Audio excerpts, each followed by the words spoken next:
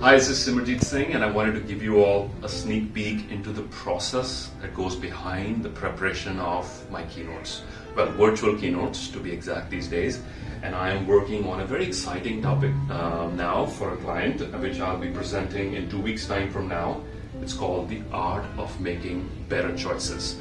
The global operations team of our client is going to join in on this Zoom conference, and I'm creating a customized keynote wherein I can lead the participants into making better choices for themselves, and also to reflect on how far they've come. And also I'll share my journey as well, what has led me, what sort of minor shifts in thinking, in perception have led me to making better choices. So it's just rained here in Jalandhar. It's just rained and it's pristine, beautiful, fresh air right now. And it's been a very quiet day today. I try to minimize distractions on the day I want to create and come up with new ideas. Or the process of creating something that is impactful and memorable for the audience also involves connecting existing pieces of information in a way that makes sense in the context to the audience, and also that it leaves an impact on them. So this is really, really important that you minimize distractions. That's the number one thing that I do. I pick a quiet day operationally where there's not many phone calls, where there are not many firefighting or other sort of issues to be attended to at the workplace. So I try and do that. That's number one, minimize distractions. Number two, you've got to enjoy the process. And I love this process. I love the process of creation. I love, thinking about it. I love coming up with exercises that can make the point more clear. I love thinking of day-to-day examples and metaphors that can help my audience understand. So one, minimize distractions. Two, it's really important, I love pen and paper for my brainstorming.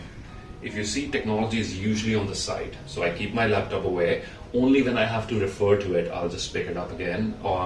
So my phone is here because I'm listening to my favorite piece of music to put me in the right sort of mood. It's really important when you're coming up with new ideas, you get the sort of mental stimulants that you need. If it's coffee that gets you started, go grab your cup of coffee. If it's a nice piece of music, do that. If it's some exercise, do that. I love physical exercise. It sort of it helps me think better, makes my head clearer. So I do that in between as well. So yeah, it's all scattered right over here on the floor, as you can see. Come on, I'll show you how the process of coming up with good ideas for a keynote works. So the topic here is the art of making better choices. Okay, so I'll keep the topic in the middle, and without giving away too much, I want to show you that I'll come up with exercises which drive the main point home further. Tools as well, mechanisms which the participants can use after the keynote is over to continue to drive their learning.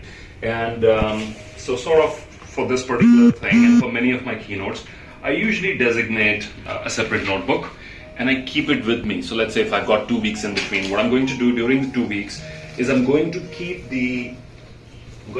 this notebook with me for the next 2 weeks. Okay, and whenever an idea flashes which connects with what I'm trying to convey to my audience, I'm going to jot it down.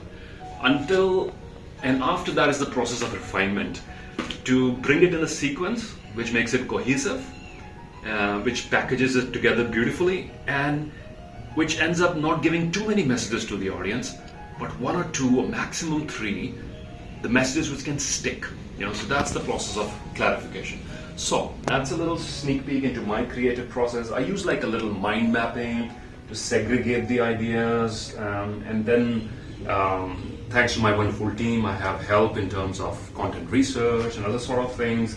And in the end, it all comes together beautifully. And what I would really like to tell you is that if you love the process, the outcome will exceed your expectations. So you got to love the process of doing what you love doing, not just the end result.